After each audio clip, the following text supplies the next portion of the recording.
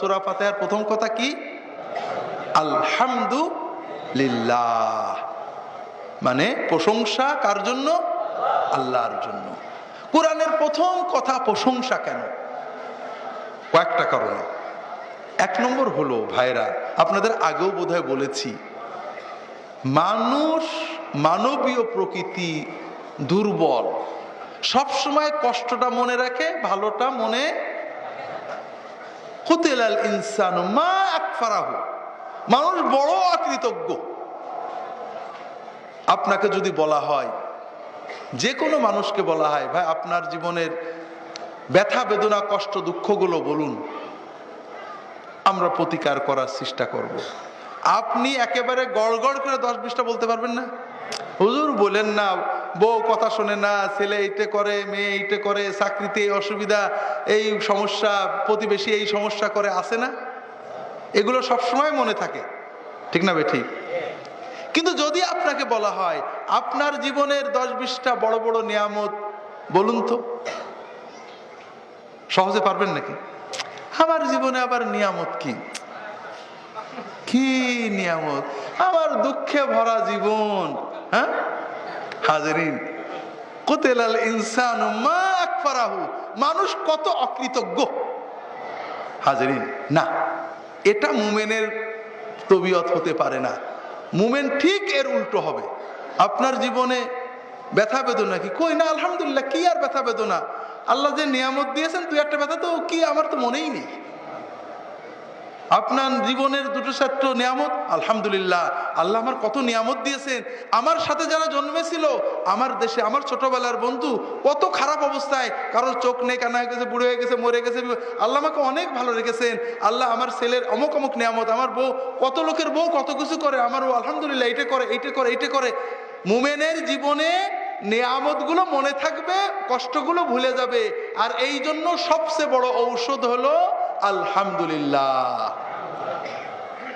হাজরিন, এই জন্য আপনাদের বলি, একটু জান ভরে মন ভরে আলহামদুলিল্লাহ বলা শেখেন, দেখবেন জীবনের কষ্ট অর্ধেক চলে যাবে, এমনি অটোমেটিক চলে যাবে। রাসূলুল্লাহ সাল্লাল্লাহু আলাইহি ওয়াসাল্লাম সকাল বেলায় উঠে, বিছানা থেকে উঠেই কি বলতেন? আলহামদুলিল্লাহ আল্লাযী আহয়ানা বা'দামা আমাতানা ওয়া ইলাইহিন নুশুর। আলহামদুলিল্লাহ, আমরা তো মরে গেছিলাম, ঘুমানো মানে কি? মরা না? আল্লাহ আবার জিন্দা করেছেন, আল্লাহর নিয়ামত, আলহামদুলিল্লাহ। দেখেন, আমরা প্রতিদিন ঘুমেরটা উঠছি, এটা যে আল্লাহর নিয়ামত অনুভব করি নাকি? না, অনুভব করতে হবে ভাই। প্রতিটি নিয়ামত আল্লাহর, প্রতিটি। খুব সুন্দর নিঃশ্বাস নিয়েছেন, ফুলের সুগন্ধি পেয়েছেন, বউ এক গ্লাস পানি দিয়েছে, মেয়ে সুন্দর রান্না করে দিয়েছে, কাজের লোকটা একটা কাজ করেছে, বস একটু ভালো বলেছে, প্রতিটি রাস্তা দিয়ে হাঁটতে ভালো হেঁটেছেন, গাড়িতে একটা সিট পেয়েছেন। প্রতিটি নিয়ামত হৃদয় দিয়ে অনুভব করেন, মন দিয়ে, জান দিয়ে, মুখ ভরে, হৃদয় ভরে বলেন আলহামদুলিল্লাহ। একটু অভ্যাস করে দেখেন, জীবন পাল্টে যাবে। হাজরিন, যেটা বলছিলাম ভাইরা,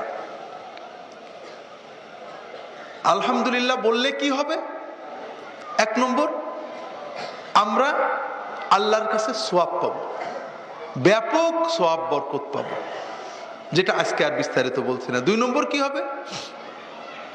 আল্লাহ কোরআন কারিমে বলেছেন, লা ইন শাকারতুম লা আযীদান্নাকুম ওয়া লা ইন কাফারতুম ইন্না আযাবী লাশাদীদ। আল্লাহ বলেছেন, তোমরা যদি শুকর করো আমি তোমাদের বাড়িয়ে দেব, বাড়িয়ে দেব, আবার বাড়িয়েই দেব। আর যদি না শুকরি করো আমার আযাব আসবে। হাজরিন, তাহলে কি হবে? আমরা যদি আল্লাহর নিয়ামত হৃদয় দিয়ে অনুভব করে আলহামদুলিল্লাহ বলতে পারি, তাহলে আল্লাহর নিয়ামত কি হবে? বাড়তেই থাকবে, কষ্ট কমতে থাকবে। আমাদের বুঝতে হবে, মানুষ হিসেবে কষ্ট নেই এমন কেউ আছে নাকি দুনিয়াতে? দুনিয়ার প্রতিটি নিয়ামতে ভেজাল আছে ভাইরা। সবচেয়ে বড় নিয়ামত যে সবচেয়ে মজার জিনিস খাবেন, খাবার আগেও ভেজাল, পরেও ভেজাল আছে না? আগের ভেজাল কি? কষ্ট করে বাজার করো, রান্ধো, চোখ জ্বালা করো, কেনো, কাটো, আছে না? পরের ভেজাল কি? বাথরুমে দৌড়াতে হয় না? দুনিয়াতে এমন কোন নিয়ামত নেই যাতে ভেজাল নেই।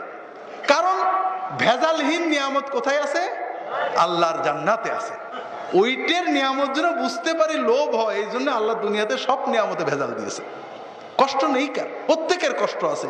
তার ভিতর দিয়ে মানুষ হিসেবে কষ্ট তো থাকবেই, ব্যথা থাকবে, বেদনা থাকবে, কষ্ট থাকবে, রোগ থাকবে না। আমার বয়স 40 হবে, 50 হবে, রোগ হবে না, ব্যারাম হবে না, এটাকে কথা হলো নাকি? হবে। কিন্তু আল্লাহ তো আমাকে অন্তত অনেকের চেয়ে ভালো রেখেছেন, আলহামদুলিল্লাহ। কত নিয়ামত আল্লাহ দিয়েছেন, প্রতিটি নিয়ামত হৃদয় দিয়ে, মন দিয়ে, বসে বসে চিন্তা করে করে, মনে করে করে, পরাণ খুলে বলতে হবে আলহামদুলিল্লাহ। সকালে আলহামদুলিল্লাহ, ঘুমাতে আলহামদুলিল্লাহ, সারাদিন আলহামদুলিল্লাহ। আল্লাহর নিয়ামত। আল্লাহ রাসূল সাল্লাল্লাহু আলাইহি ওয়াসাল্লাম বলছেন, মাল্লাম ইয়াশকুরিল কালিল লাম ইয়াশকুরিল কাসীর। যে ছোট জিনিসের শুকরিয়া করতে পারে না, সে বড়টারও পারে না। ছোট বড় প্রতিটি নিয়ামত আল্লাহর নিয়ামত, হৃদয় দিয়ে অনুভব করে আল্লাহর শুকরিয়া করতে হবে, প্রশংসা করতে হবে। পাশাপাশি রাসূলুল্লাহ সাল্লাল্লাহু আলাইহি ওয়াসাল্লাম বলছেন, মাল্লাম ইয়াশকুরিন নাস লাম ইয়াশকুরিল্লাহ। যারা মানুষের প্রতি কৃতজ্ঞতা প্রকাশ করে না, সে আল্লাহর প্রতিও কৃতজ্ঞ নয়।